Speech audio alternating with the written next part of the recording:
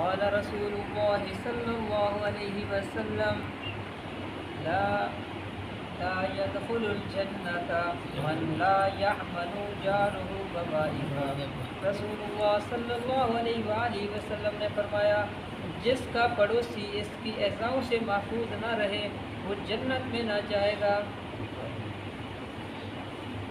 آپ صلی اللہ علیہ وسلم کا فرمان لا يدخل الجنة من لا يأمن جاره بوائقه، فرمایا کہ وہ آدمی جنت میں نہیں جائے گا جس کے پڑوسی اس سے تنگ، پڑوسیوں کو تنگ کرتا ہو، پڑوسیوں کو ہمسایوں کو پریشان کرتا ہو، پھر ان کو ستاتا ہو، فرمایا کہ پھر وہ جنت میں نہیں جائے گا، چاہے وہ نمازی ہو، روزہ دار ہو، حاجی ہو، کوئی بھی۔ ایک دفعہ نبی کریم صلی اللہ علیہ وسلم نے مجلس لگی ہوئی تھی، آپ صلی اللہ علیہ وسلم نے 3 دفعہ قسم اٹھائی، فرمایا واللہ لا یؤمن، اللہ کی قسم وہ بندہ مومن نہیں، واللہ لا یؤمن، اللہ کی قسم وہ بندہ مومن نہیں، واللہ لا یؤمن، اللہ کی قسم وہ بندہ مومن نہیں۔ 3 دفعہ اللہ کے رسول صلی اللہ علیہ وسلم نے قسم کی تو صحابہ کرام حیران ہوئے کہ آپ صلی اللہ علیہ وسلم نے پہلے اس طرح کبھی نہیں فرمایا، آج کیا بات پیش آئی ہے کہ آپ صلی اللہ علیہ وسلم 3 دفعہ قسم اٹھائی؟ کہنے لگے اللہ کے رسول آپ تو بات ویسے ہی فرما دیتے تو ہم مان لیتے، لیکن اللہ کے رسول آپ نے قسم 1 دفعہ نہیں پھر 3 دفعہ قسمیں اٹھائی، وہ کون آدمی ہیں ہمیں بتائیں تو صحیح جو مومن نہیں ہے؟ آپ صلی اللہ علیہ وسلم نے فرمایا لا یؤمن من لا یأمن جارہ بوائقہ، وہ آدمی مومن نہیں ہے جس کے ہمسائے اس سے تنگ وہ بندہ مومن نہیں ہے۔ آج ہر آدمی ہمارے اندر بزرگوں نماز کی کمی نہیں ہے، ہم نمازی بھی ہیں، ہم روزہ دار بھی ہیں، ہم حافظ بھی ہیں، قاری بھی ہیں، سب کچھ ہیں، لیکن یہ بھی تھوڑا سا اندازہ لگائیں اپنے آپ میں، دیکھیں کہ ہمسائے ہمارے تنگ تو نہیں ہیں ہم سے ہماری وجہ سے کسی ہمسائے کو کوئی تکلیف تو نہیں ہو رہی۔ یہ مت دیکھیں کہ مجھ سے خوش کتنا ہے، یہ نہ دیکھیں، بلکہ یہ دیکھیں کہ میری وجہ سے کسی کو تکلیف تو نہیں ہو رہی، یہ نہ دیکھیں کہ خوش کتنا ہے مجھ سے۔ نبی کریم صلی اللہ علیہ وسلم نے ہمسائے کے اتنا حقوق بیان فرمائے، جبرائیل امین اتنا حق لے کر آئے ہمسایوں کے حقوق کہ نبی پاک صلی اللہ علیہ وسلم نے فرمایا، صحابہ کرام بھی کہتے ہیں کہ ہمیں خطرہ ہونے لگ گیا کہ کہیں اللہ پاک ہمسایوں کو وراثت میں بھی حقدار نہ بنا دے، اتنا حق ہے یعنی ہمسائے کا، حتیٰ کہ شریعت کا جو مسئلہ ہے وہ بات کر رہا ہوں، آپ صلی اللہ علیہ وسلم نے فرمایا کہ تم جو ہے نا اگر کوئی تندور لگاتے ہو یا چولہا بناتے ہو وہ بھی ہمسائے کی دیوار کے ساتھ نہ بناؤ کہ یہ نہ ہو تمہارے دھوئیں کی وجہ سے ان کو تکلیف ہو۔ تم چھپرا بنانا چاہتے ہو، کوئی شتیر یا گارڈن مشترکہ دیوار پر رکھنا چاہتے ہو تو اس طریقے سے نہ رکھو کہ ان کو تکلیف ہو، اتنا تک اللہ کے رسول صلی اللہ علیہ وسلم نے ہمیں بتایا۔ آج جو ہماری پریشانیاں ہیں، مصیبتیں ہیں، یہ کیا وجہ ہے؟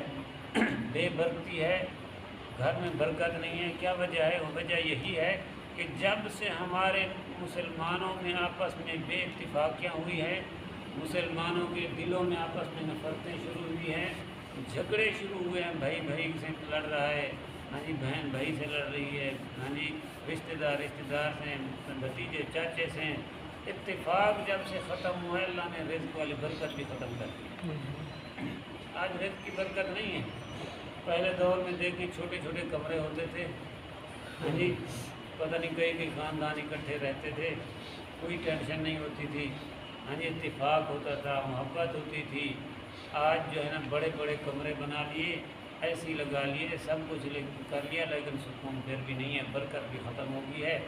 اللہ پاک نے فرمایا کہ یہ جھگڑے کرنے سے برکت نہیں ہوتی رزق میں، جھگڑے کرنے سے ایک دوسرے سے نفرت لڑنا ورنہ اس سے رزق کی برکت ختم ہو جاتی ہے۔ آج ہمارے اندر جو برکت نہیں ہے ہمارے رزق میں، وہ یہی وجہ ہے۔ کہ ہم سے آپس میں لڑے ہوئے ہیں، بھائی بھائی سے لڑا ہوا ہے، بہنوں سے لڑا ہوا ہے، رشتے داروں سے لڑا ہوا ہے، صلح کرنے کے لیے تیار نہیں ہیں، لیکن صبح شام بیٹھتے ہیں حکومتوں کو گالیاں، فلانا ایسے تھے، فلانا ایسے، فلانا ایسے، فلانا ایسے۔ بزرگوں ہم خود مجرم ہیں، ہم خود مجرم ہیں۔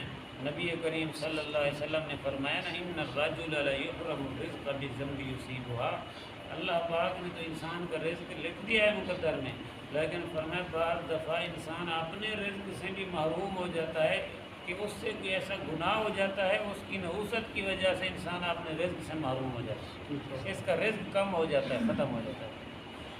آج ہمارے اندر جو جھگڑے ہیں نا، اسی وجہ سے بزرگوں بے برکتی ہے۔ جب مسلمان آپس میں اتفاق کر لیں نا، آپس میں ہمدردیاں ہوں، دلوں کو صاف کر لیں، نیتوں کو صاف کر لیں، تو انشاءاللہ رزق میں اللہ دوبارہ ہی برکت عطا فرمائے۔ آج دیکھیں، پہلے دیکھیں کتنا برکت ہوتی تھی، کتنا سکون ہوتا تھا، تھوڑی چیز ہوتی تھی لیکن پوری ہو جاتی تھی۔ آج سارے گھر کے کما رہے ہیں پھر بھی پوری نہیں ہو رہی۔ اور جیسے کسی نے انگریز کو نے نا ایک آدمی کو بھیجا کہ جاؤ پاکستان میں نا مسلمانوں کا سروے کر کے آؤ کہ مسلمانوں کی کیا باتیں ہیں، کیا راز ہیں، کیا۔ کئی سال اس نے سروے کی، دیکھتا رہا لوگوں کے حالات ادھر ادھر۔ گھر امریکہ جب گیا واپس، انہوں نے کہا ہاں بھائی کیا نوٹ کر کے آئے ہو؟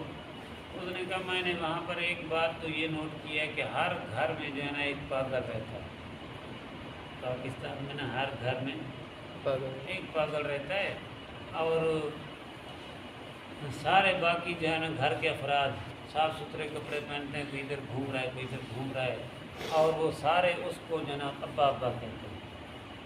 وہ سارا دن کماتا ہے، سارا دن ہل چلاتا ہے، فصل بیجتا ہے، سارا کچھ کرتا ہے، سارے اس کو ابا ابا کرتے ہیں، اس کو پاگل بنایا ہے انہوں نے۔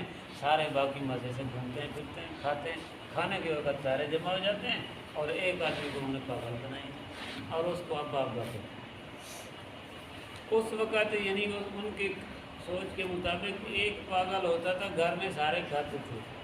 آج ہم سارے مرد عورت چھوٹے بڑے سارے پاگل بنے ہوئے ہیں، کمانے میں لگے ہوئے ہیں، پھر بھی پورے نہیں ہوئے۔ وجہ کیا ہے؟ اس وقت ہمارے بڑوں میں جو ہے نا اتفاق تھا، آپس میں ہمدردیاں تھیں، ایک دوسرے کی خیر خواہی تھی۔ لڑائی اگر ہو جاتی تو سارے ایک چاہتے بھی صلح کر لیتے تھے۔ آج اگر کسی کوئی بہن سے نہیں بات کر رہا ہے، سالوں کے سال گزر گئے ہیں، کوئی ان کو صلح کرانے کے لیے تیار نہیں ہے، کہتے ہیں جو مرتا ہے مرتا ہے، ہمیں کیا، صلح کرانے کے لیے تیار نہیں۔ آج اسی جھگڑوں کی وجہ سے ہمارے گھروں سے رزق کے اندر، ہماری عمر کے اندر، زندگی کے اندر برکت ختم ہوتی ہے۔ تو نبی کریم صلی اللہ علیہ وسلم کا فرمان جو بھی پڑھا، فرمایا کہ وہ آدمی جنت میں نہیں جائے گا جس کے ہمسائے اس سے تنگ ہوں۔ دعا فرمائے اللہ ہمیں عمل کی توفیق نصیب فرمائے۔ بسم اللہ الرحمن